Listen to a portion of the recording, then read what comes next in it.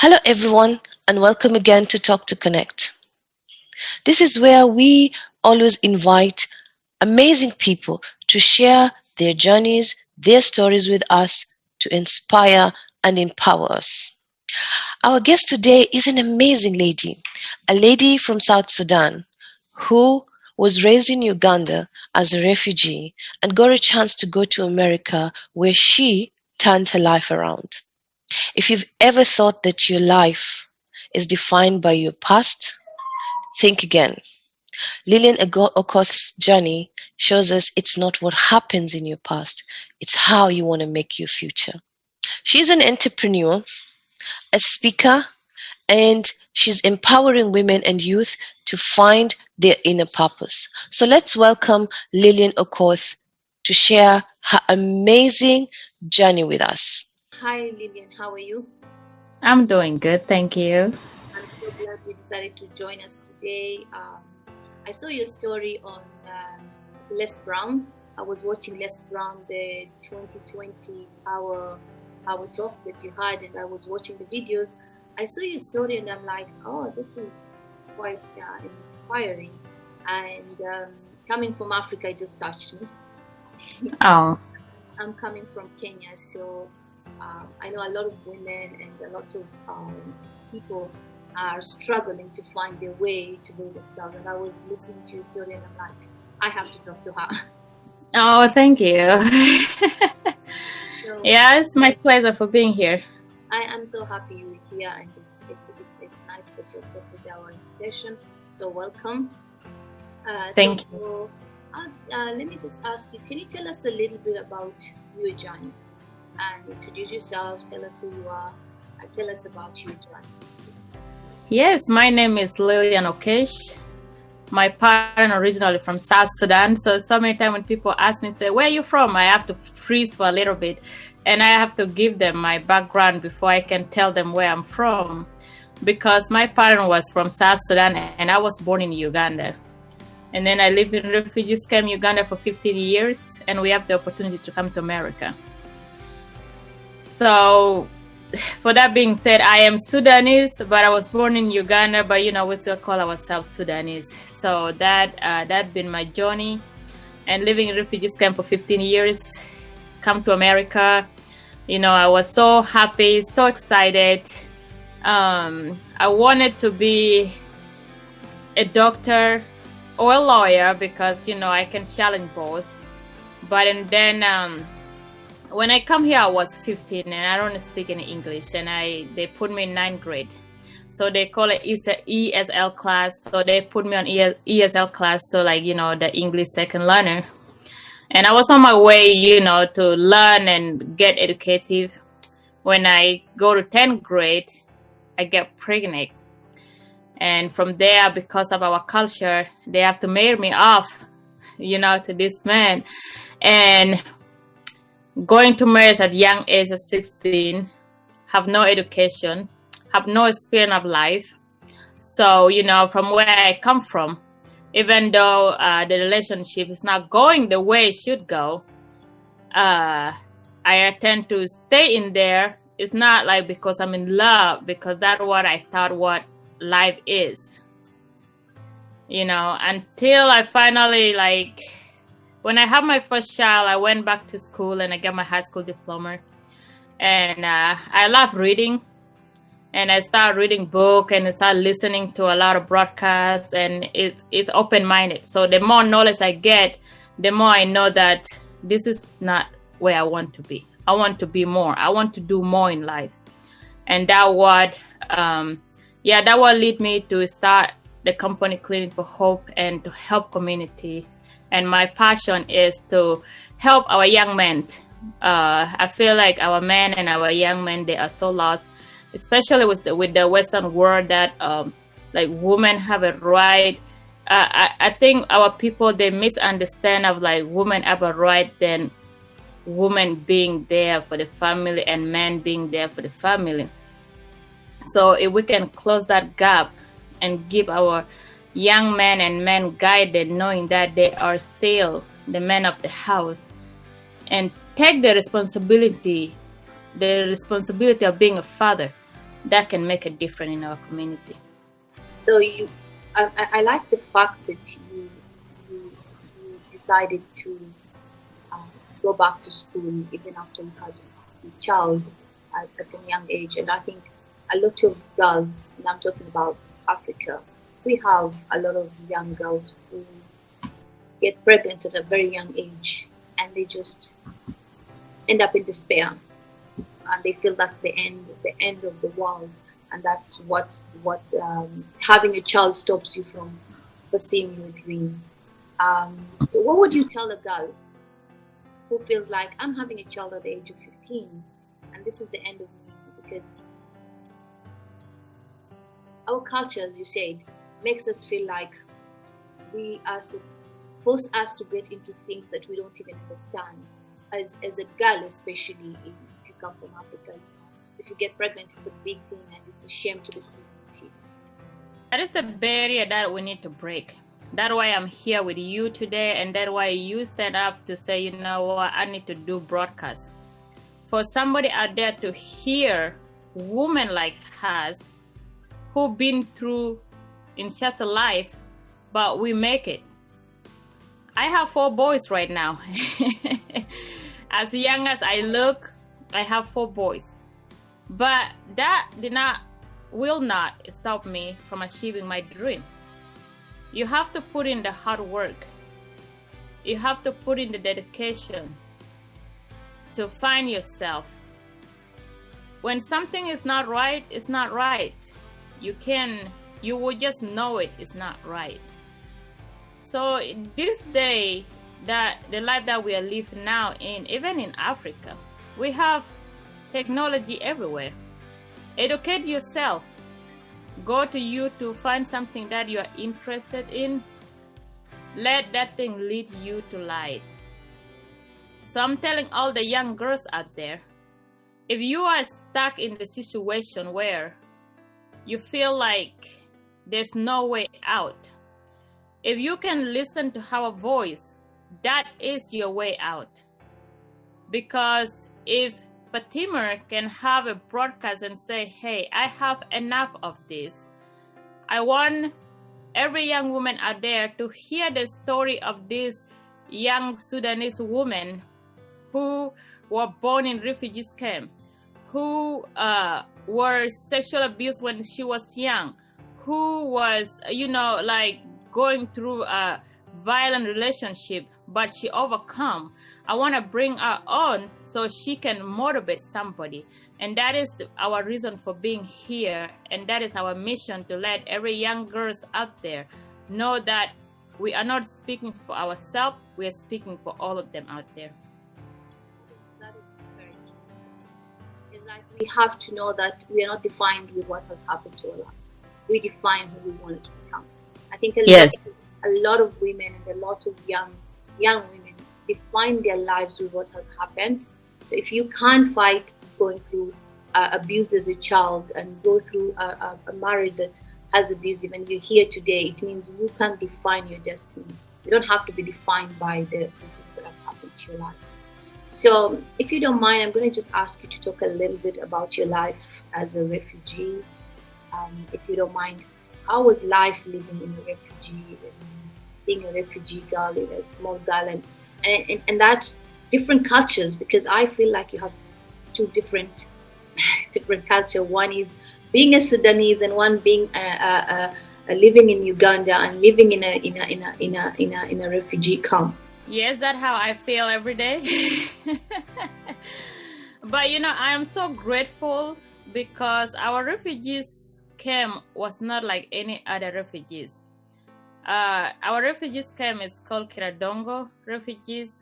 What they did to us is they give every single family a plot, a place to plant their own crop, their own vegetable, their own food.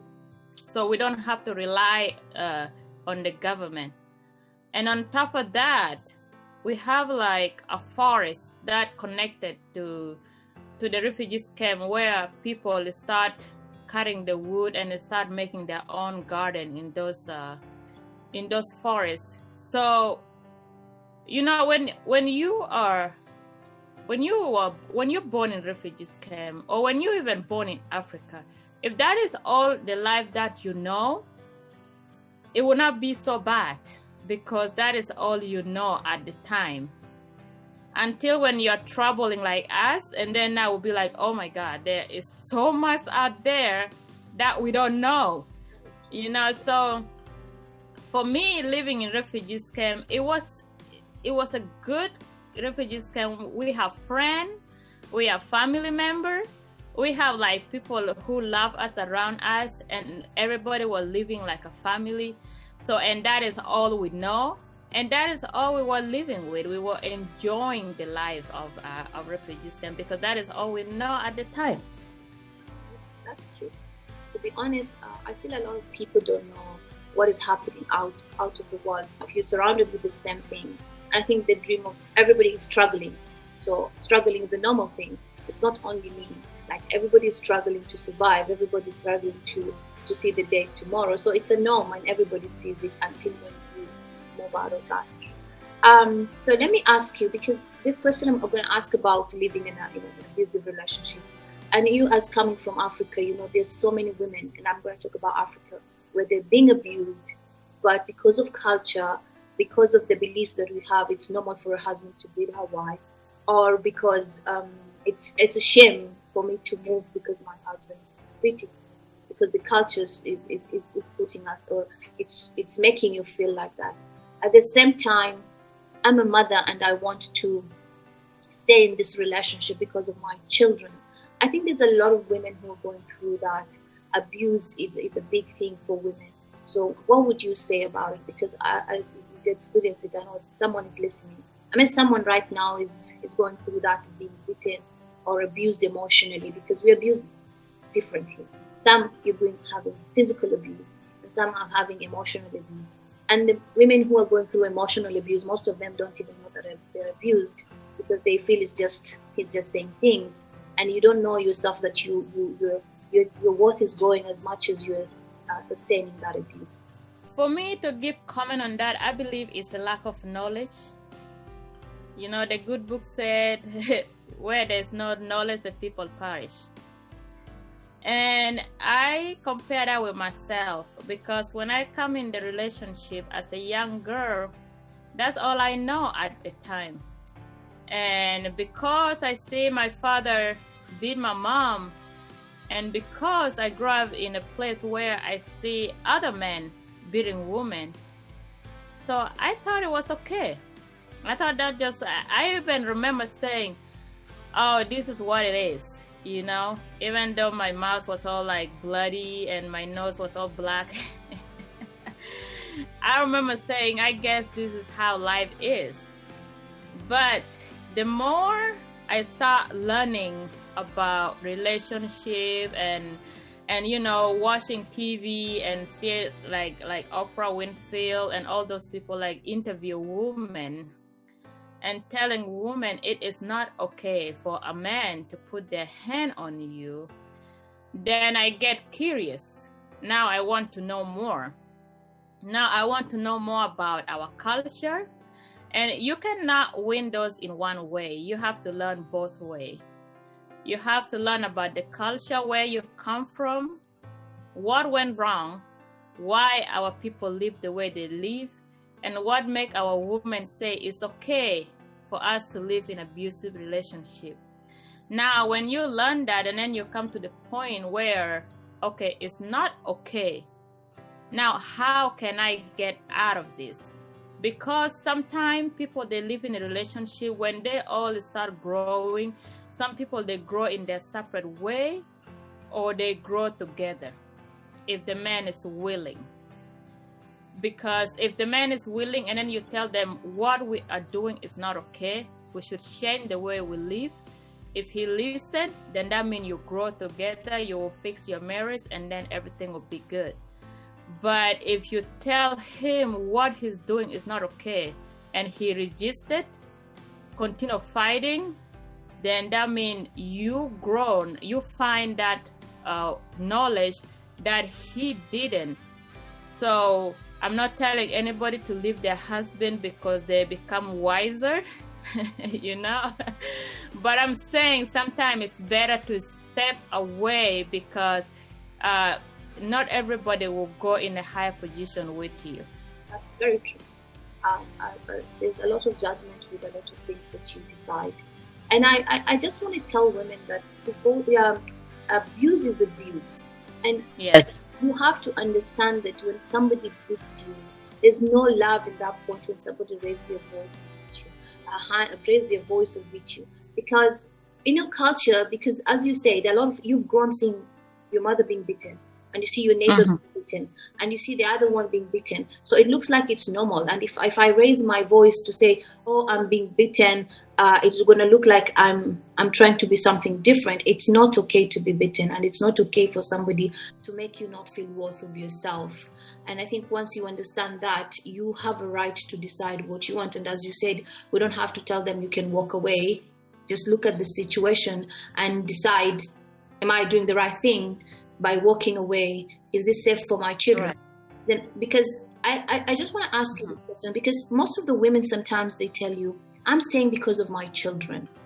And the question that I ask myself, for me, is, what are you giving these children when they see you being beaten? Because we're creating that belief it's okay. So what do you think about that? What do you think when a woman says, I'm staying because of my children, I don't want to leave, I have to stay because my children are here until and take care of my children? That woman is creating a dangerous next generation. My reason for being sad is because I have 4 boys. And I remember my boys, my youngest was, my oldest, he was 6 to 7 years old at the time. And I tell him to do something, and he said, no. I said, if you don't do it, I will get, you know how we do it in Africa, I will get the wood and span you. He said, well, when you touch me, I will tell my dad to beat you up. That was a breaking point for me. No. This cannot be happened, because guess what? If I decide to stay in that relationship for the sake of the children, I am raising a man who will continue taking their father road to beat somebody's daughter someday. And I am the mother. I am responsible because I choose to stay in the relationship that I should have saved my kid. So this thing is not going to be easy, especially for us African, because as soon as you start raising your voices, my man is not good, everybody will say, oh, that's how man is. Yes. And they start telling their story when they were being beat. Okay. People have what's the new? And complaining about. Some people have what's the new? This is not. Yes, and that is the mentality of some men they have, because I remember when I was like talking with my ex, he would say just like, you don't know what beat is. Seriously. So I'm just like, so you think you like making my eyes go black is not big, like in their mind, because they see so many trauma where women will get beat to the point where they can't move. Then that's what they think what beat is. But abusive in relationship is anything that will make you uncomfortable. Try to fix it if you cannot fix it, because love, family is where your comfort is.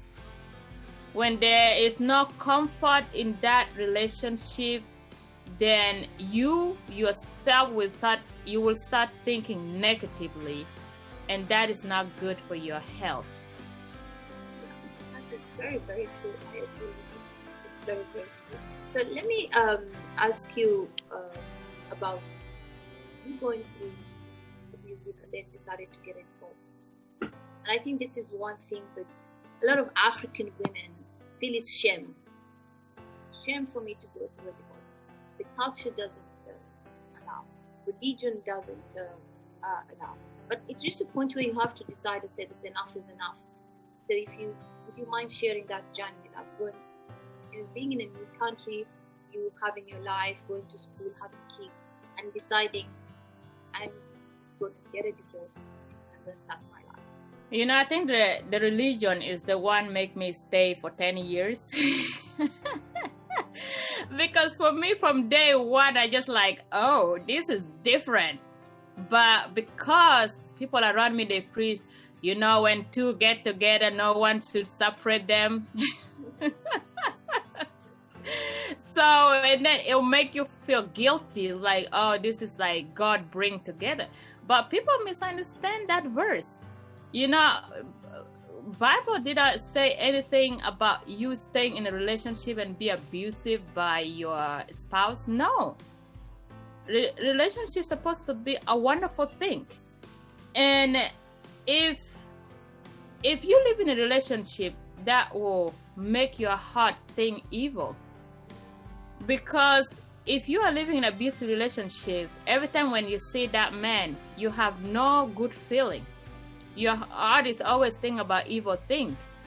And that can lead to your family. It can lead to your kid. That is not good. So for me, I know from day one, this was not the right match. But I stay for the sake of relationship. I mean, for the religion and those culture thing, like, oh, you haven't seen anything yet. I've been in the worst marriage, so you just have to stick in there. And I say no. And when a woman say no, it will take time. It doesn't just come like, I say no today, tomorrow I'm out. Some people, they stay in there for like 20 years, 30 years to finally say, I had enough, I'm out of here. But most of the women that they stay in the relationship, yes, they know they need to get out. Yes, they know they're done with that relationship, but taking the courage to walk away is the problem. So when you walk away, and sometimes women, they walk away, they come back. It's because of the lack of self-confidence. Because somebody been telling them you are stupid, you are not worth it, nobody want you with all these kids, you don't belong anywhere, without me you are lost. And that, so when they walk away, they went into this like teddy barrier where they will feel stuck, they don't know where to go. And now when they come back, this man will make it worse, because every time when you get in an argument, be like, you tried before, you come back to me.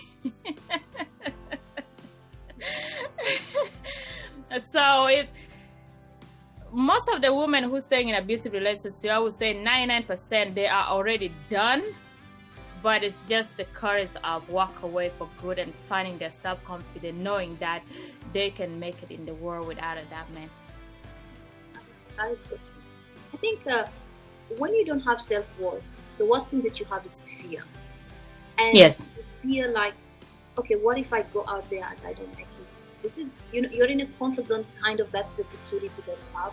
And you feel like going out to the world, you're going to face, you don't know what you're going to face. So that fear brings you back to the thing that you were used to. All right. Like comfort zone. So I think a lot of women are into relationship that they don't want because of fear. You don't feel worth, you don't feel loved, you don't have anything. But in the end of the day, I think when you decide to get a divorce, the community will end up saying what they're going to say. And people are going to be people, but you have to go deep inside and ask yourself, what do I want in life? So for me, when I decided to say, okay, I'm going to go through a divorce because I asked for a divorce myself, I was not happy. I was really not happy. And I tried to look at every angle to say, I'm going to try to make this work. So you say 4 years, 5 years, and then you say, I've already stayed 5 years. How many more years do I have to work to make it work? To try and make something that I'm not happy. And if you don't have something, you cannot give it. If you don't have love, you cannot give love. If you're not happy, you will not give happiness to anyone. So you want to be honest to yourself and take ownership. I am in pain, and I need to take ownership that this pain is making me What do I want in my life? If I want freedom, and I want to be happy, and I want to find my worth, then it's time for me to do what's right for me, not for anyone else. I think when you make these decisions, it has to be totally you. Yes, yes. For your father, your children, because No. nobody's going through what you're going through. I No. can come into your shoe. So I think a lot of women need to understand that this is your battle. How you fight it, how you want to come out of it. It's you. What you're feeling is, and I think everybody's facing it differently. Yes. In a different way, because we have different men, so everybody's going through it differently. Even though the pain is the same, but you have to fight for what you want. Right, right. We forget as women. We forget to put ourselves first. We put everyone there, and we become the last one, and we suffer the most.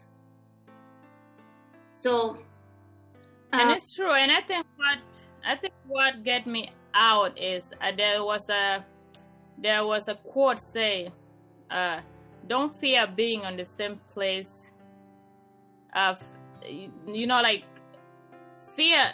I mean, don't fear failure. Fear being on the same place as next year as you are today. And when I look at my life, I say, no, I don't want to be in this.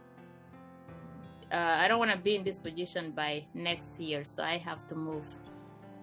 Yes, I think I have this quote that I have on my wall, and every day when I wake up from opera, to say you ought to be sitting on your driving seat, or life is going to be driving you. And when you wake up in the morning, I always wake up and look at that quote. And when I come back, or when I finish my day, I ask myself, who is running the day today, me or my life? And if you're sitting on that driving seat, you will always find that you want what's best for you. You will always find you want what you want for your life, and you will always drive to what you want. Right. I think a lot of African women are surrounded by a culture that doesn't allow them to find their inner purpose, their inner power. So they are stuck in a cultural way where I want to become something, but I can't do it because my culture doesn't allow. Or if I become an entrepreneur, I become an entrepreneur because that's what gives me the freedom. The freedom to feel like you're powerful, but still you didn't find who you really are. I think when you find who you really are, that's when you find the freedom of being whatever you want, because you get to understand yourself in a bigger spectrum. So right. So let's shift to entrepreneurship. So what was that? When you go through a lot of things in life, you have to have that breaking point where you say, now I'm done. I'm going to change my life. What was your turning point? What was that thing that just made Lilian say, you know what? Now I'm going to find my dream. I'm going to go to the journey to become the woman that I want. My turning point is when I finally decide to leave the father of my children.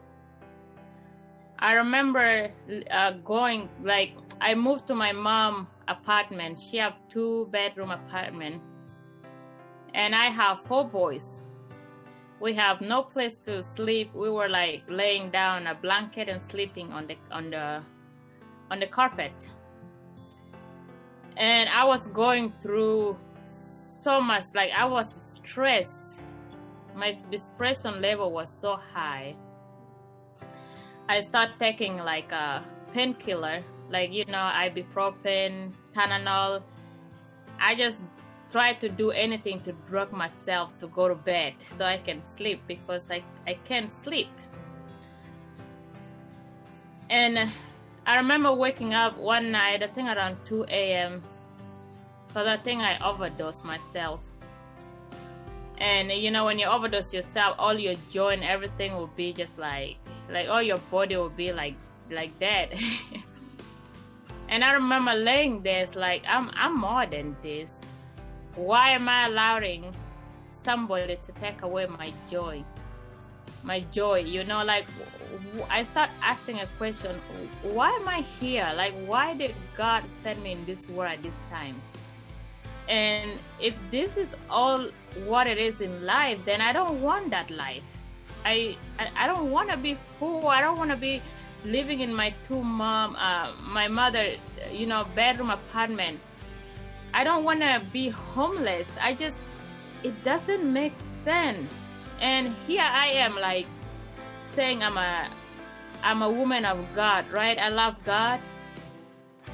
And if I really do love God and He is the creator of the universe, then why am I living like this? Something have to be wrong. Like it can't be, that's it. And when you start asking this question, this is not it. It have to be more. And God will say, yes, there is more. And, He will start leading you to where you want to go. And that what my breaking point is, like, this can be it. I have to do more. And from there, I'm just grateful. I've been guided to be where I'm at today. That's so amazing. It's amazing how when you're at your lowest is the time when you start asking yourself the right questions. Because when you feel like, I've failed in so many ways, I am lost, I don't know who I am, I don't even know what I want. There's just a point where you want to change your life, but you don't even know what you want. And that's right. when you start asking yourself the right questions. And sometimes you even ask yourself the wrong questions. It's like, why is this happening to me? Now, if I remember that question, I'm like, if it didn't happen to me, who should it happen to? It happened to me for a reason. It happened to me for a reason. Yeah, there's a reason why it happened to me. And I think God gives us all tests that we can all handle. And yes, when you can pass that phase and you decide to change, and this is a question I want to ask you, because a lot of people say they want to change. I want to change. I want to have a good life. I know how I struggled, and some people who have been let's say in refugee camp like you, or have come from Africa like me, who have this belief, if I move from where I was born because there's no opportunities and I go to America, I'm going to make it. But me and you know that's not, a lot of them don't make it. A lot of them struggle and don't even understand why they're there, because they get lost and they get confused and they didn't change. So what would you tell someone who's feeling like that? Because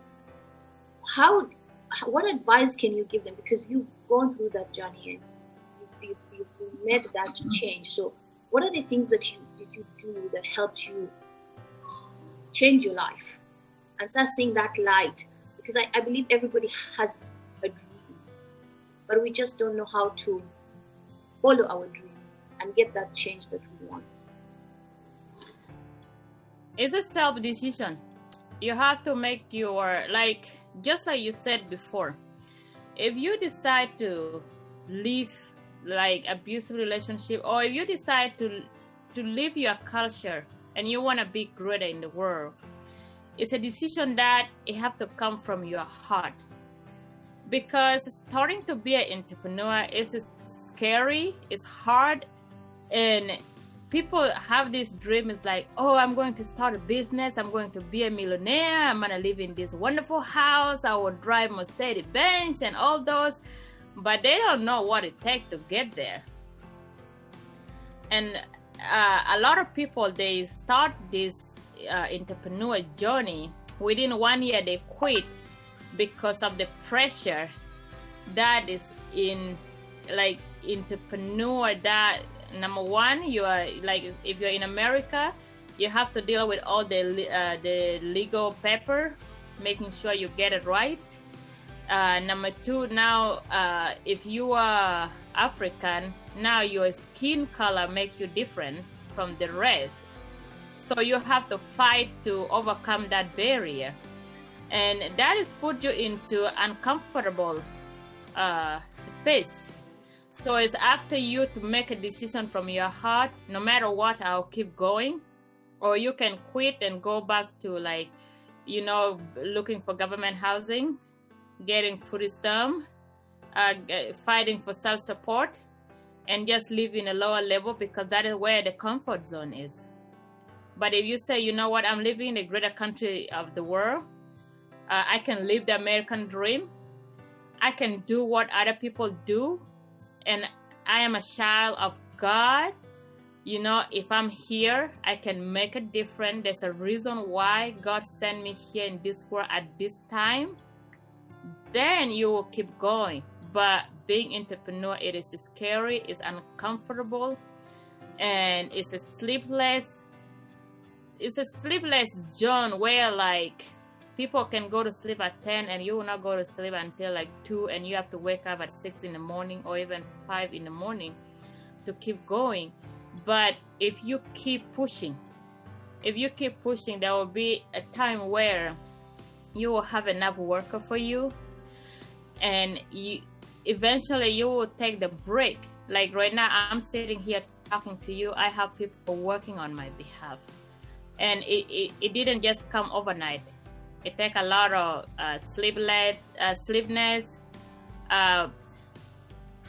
burning midnight off, and going hungry without a food, sleeping in the floor for 6 months, you know, having no food to eat, and it takes all those in order for you to make it. But you just have to take the hard road. It's a decision that have to come from your heart. Nobody can push you to do it.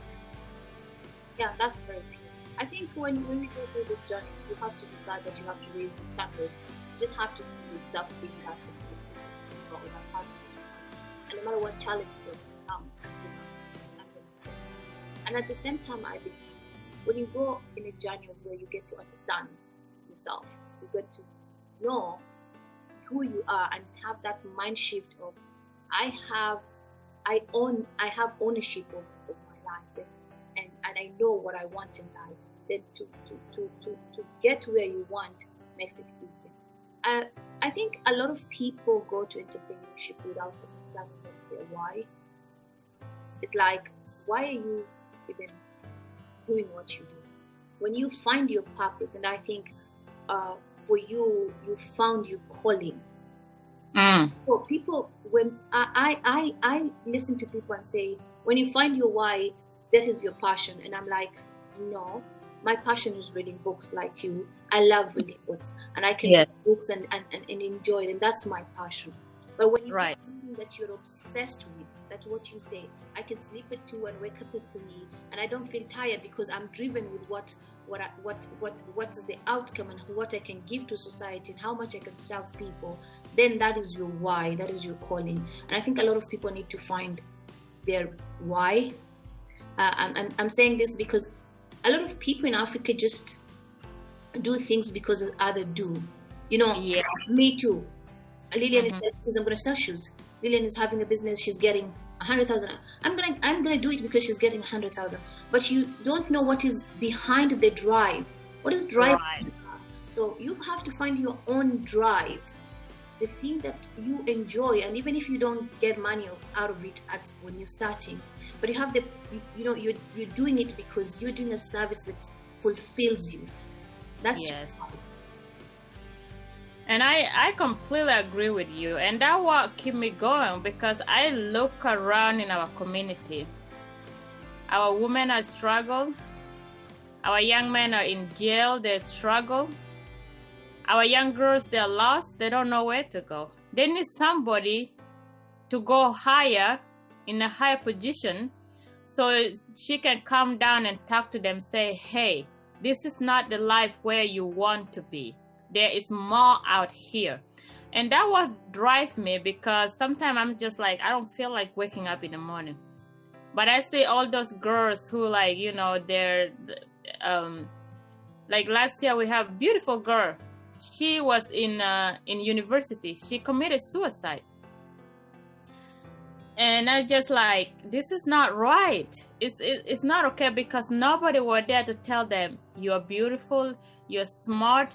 Don't listen to what you went through, because you can make it in life. And that was drive me to be, to keep going. Like, it's not easy, it's hard. But I say, if I don't stand up to do it, who will? That's very true. I agree with what you're saying, because I feel change comes from one person. And that's when you changed and you started helping people, you showed people that change is possible. I am Black, I'm a refugee, I went through, but I decided to have change. Yes. Right. So a lot of us look for change outside. We want to change. We want to change the news. We want to change people. We want to change the government and the politics. But I believe we are the change. Yes, we are. You're a mother. I'm a sister. I have people, and especially when I look at women, I say women have a lot of people in society. You begin from the house. Yes. So when you take that change and you change and you show people, whatever is outside doesn't define me. I define who I am. I define how I run my family and how I raise my children. I define whether I'm going to be in an abusive relationship or I can find my strength and become a woman who can support myself. That influence that you have to the society is very powerful, because you create the change. The moment you change everyone around you. So you've already given people work. Let's change to the society. So a lot of people don't see that the change begins from us. They want the change to come from someone else, but the change begins with you. If you want to see change, you've got to create that change. They're looking for outside. Yes, we're looking like affirmation. We need to be acknowledged by others. I do things because people have to see me. And I think to be influential, you don't have to be proud. You just be influence the people who need your help. And the rest will come to you. And don't do things because you want to be rich. Do things because you have the heart to help people. Find a problem in the community. Try to solve that problem. And that will lead you to the wealth that you're looking for. Because we are all been sent here to solve some kind of problem in, they said whatever make you hungry in your community, that is your calling to change that problem. That's very true. I think a lot of us forget that material things are just a second. It's just something that comes after you know what your service is to people. I need a car. I need a house. I need all these things. But these things will come when you serve with the right way. When you help others to see the change that you have. So when someone says, I want a house, and I'm seeing someone is making this business, and he's a coach, or he's doing this business and he's made a lot of money. The question I ask myself is, what are you going to give to others so that you can get what you want? Because you can't get what you don't give. People don't understand that. You have to give to get. And that's a big problem that we have, because so many of us who are in a Western world, we are busy building each other ourselves house back home. Yes. We are busy helping our family member, and we don't know that if you have a bigger vision to help community, we have to all go for it. Because when you die someday, nobody will care how many houses you have, how many land you own, how many children you have. Nobody will care about that. But if you can build a school or build an orphan, or change the community, like maybe a hospital, or maybe pharmacy, that people will remember, this person, even just to come and let your voice be heard, to tell young girls, hey, you don't have to stick, you don't have to stuck where you are. Get up, arise, and get the higher education, do something better. Somebody, even one person, if one person say, because I hear something from Sister Fatima, she's told me this, because of her I finished my doctor degree, because of her I get my, I go to law school, or being a nurse, or historical or anything. that is the change that people are looking for. You don't have to be a millionaire to bring change in a community. Yeah, I think a lot of us are lost in the internet when you see people talking and they're saying what they did and how much they made. And for us, influence is related to how much people know me, how famous I've become, then that's how influential I am.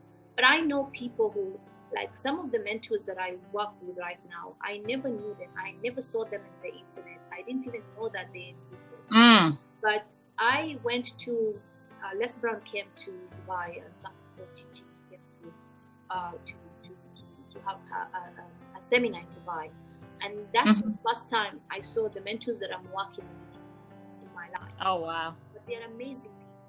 But I've not seen them in any social media. I didn't know that they existed. But what they're doing is amazing. And sometimes you don't even know their name until you went to that camp. Yeah, so and I think that's the difference between people who know what they want and people who are just in the crowd and doing what everyone is doing. Because if you know what you want, you don't want the acknowledgement. And social media, I have 2,000 followers. They have followers, but they have followers in their groups and the ones that they're working with. So they are comfortable not to be known for no reason, but they are happy to mentor people and making them become better, to become better in life. I think one of the things that what you said is very important. Changing the community, we have to give long-term help. Rather than just giving small things or doing small things, just helping instant gratification. It helps people now. I give you charity for food for 500, and that's going to be ended for one day, rather than give people a long-term project that will help them in the future for generation to come. That's a very good thing. But also, I think people are stuck in we are the product of what we are told. You know? Yes. So when you say make a house, when you come abroad, and that's true, you take care of your family, you make a house, but nobody sits down and tells you need to plan for your future. You need to save. You need to have goals. I never knew people set goals until when I went for my transformational journey. That's when I went like, oh, people set goals in life. Actually, it's something I didn't know. And I can say there's a lot of people who don't know the benefits of setting goals. They're just going through life doing things. So we are a product of how we're brought up. We're brought up to survive. So you survive now, but nobody teaches you how to build your future. So you come you come out of your country, you come to abroad, you do all the kind of jobs that you do to just save yourself, to create just a small income to survive. But nobody tells you, okay, think of your bigger future. Where do you want to see yourself in 5 years? What is your vision for 10 years? There's something, or what is your, the imagination that you have when you were small, it's all killed by what is happening in life, and you just even feel to imagine is a very bad thing. But the only thing that makes you become and grow is when you imagine yourself and see the things that you want to become. You makes us a good point on setting goal. In our culture or where we come from or in our community, we never hear such a thing. And people don't know even how to say that, because I remember reading something said, if your dream don't scare you, it's not big enough.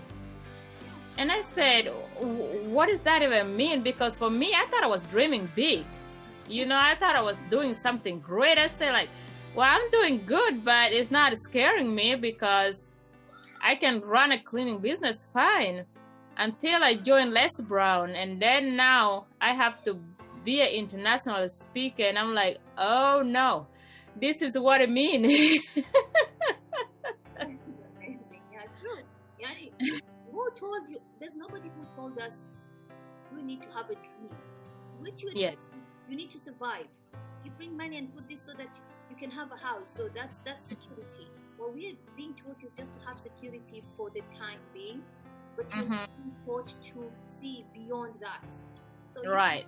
you build the house, and then you send people, you help people home, and you are thinking of starting a small business that can just sustain you, because that's how we were brought up.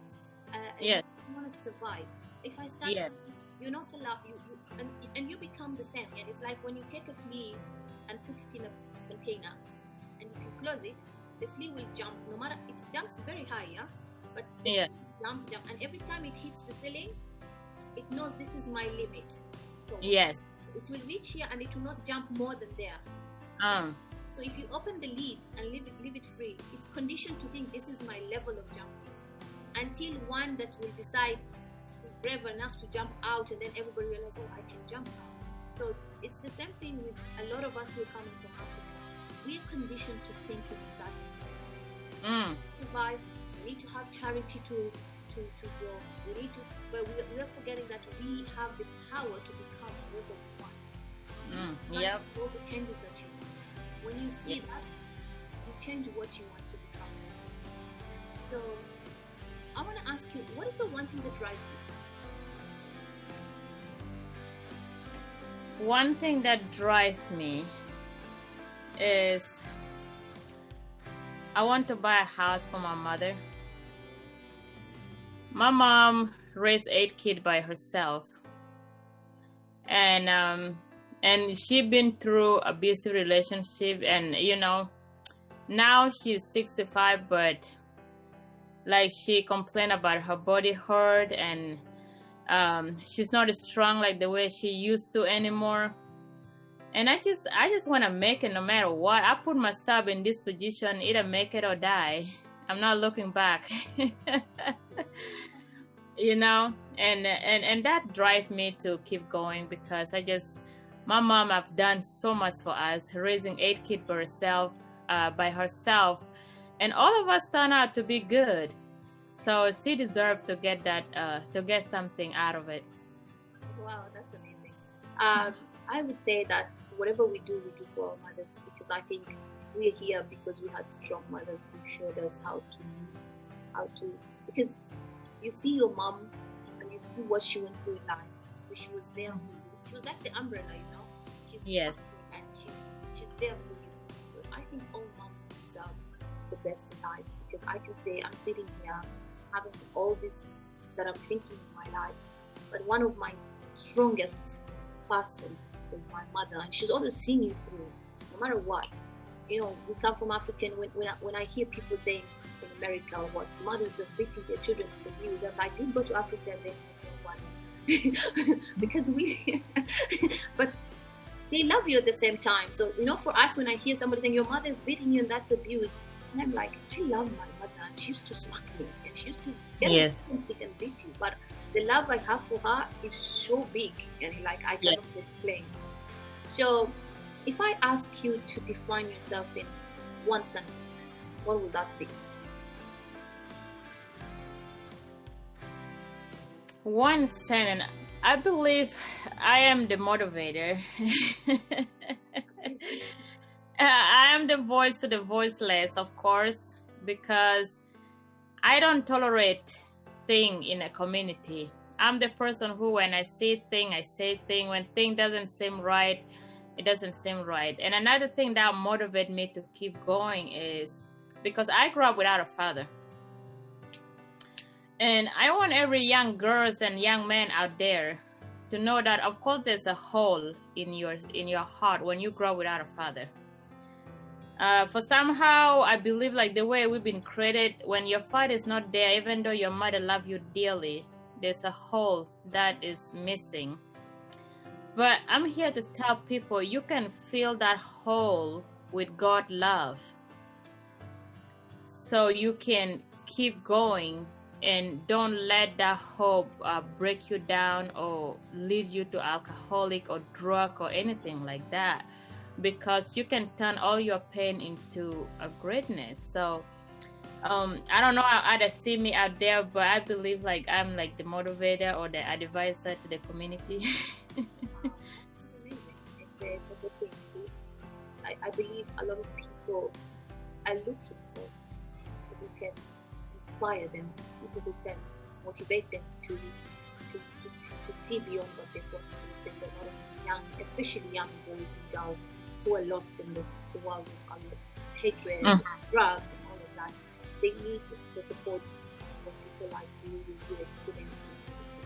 So tell us more about the Clinic for Hope, your business, and what you do. So whoever is watching and they understand.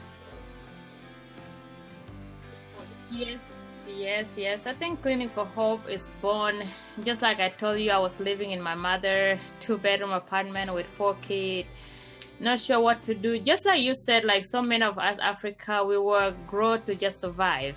So I really would just want to survive. I don't want to be owning a cleaning business. I just want to make money enough to pay my rent and, have food on the table for my kid. And so I started with just cleaning a house, people's houses, and the church. And I just want to survive. Like I don't have the motive of owning a cleaning business. And then I saw the need in a community. So many people are struggling, and so many of our young men and even the young women, they're struggling. They don't have, like, their parents working 24/7. They don't have enough money to put them into like some kind of sport or like music program or anything like that.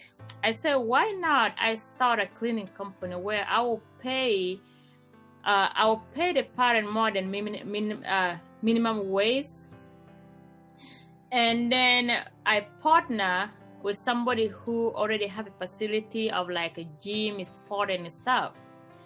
So the vision of Cleaning for Hope is to bring flexible job hours for the family and allow their family to have time to take their children to either piano lesson, guitar lesson, sport or karate, whatever, to just build them so we can have a stronger next generation.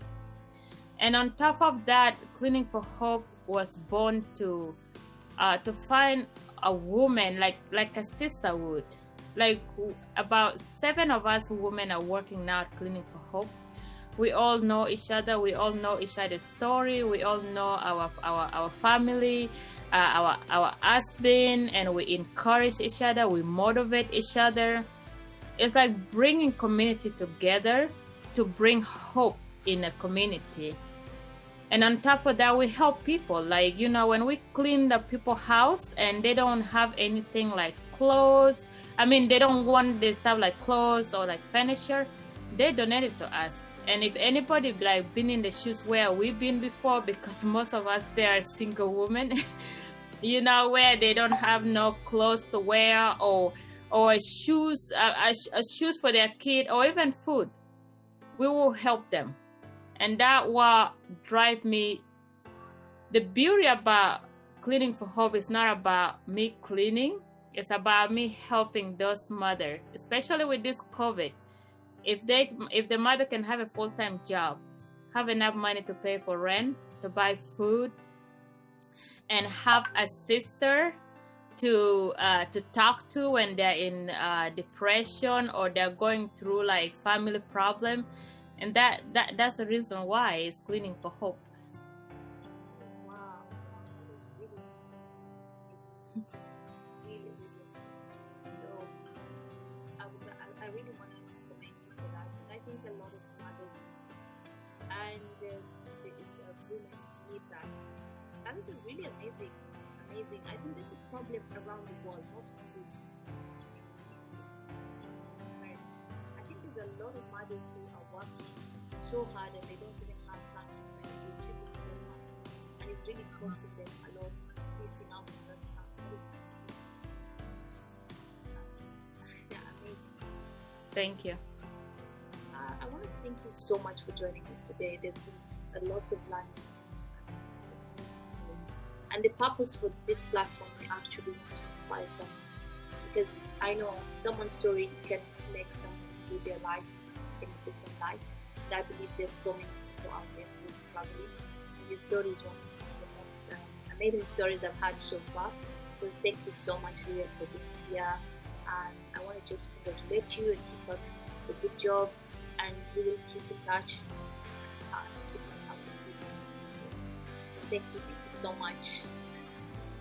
You are welcome. Thank you for having me. And we are here for each other. We should all feel motivate each other, because just like you said before, our future depends on our hand. We can decide to change our future, or we can decide to continue in the road where we've been walking for over 100 years and there's no change. So I believe our generation is a generation to break the curse so we can live free.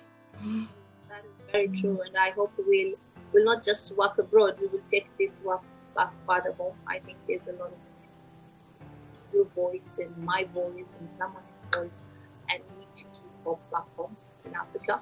I think there's a lot of women who would like to have a breakthrough in their lives and get to the next level. So we'll keep in touch, and we need to motivate each other, as you say. So thank you so much. I hope to be done with you soon. Thank you. Thank you. Bye.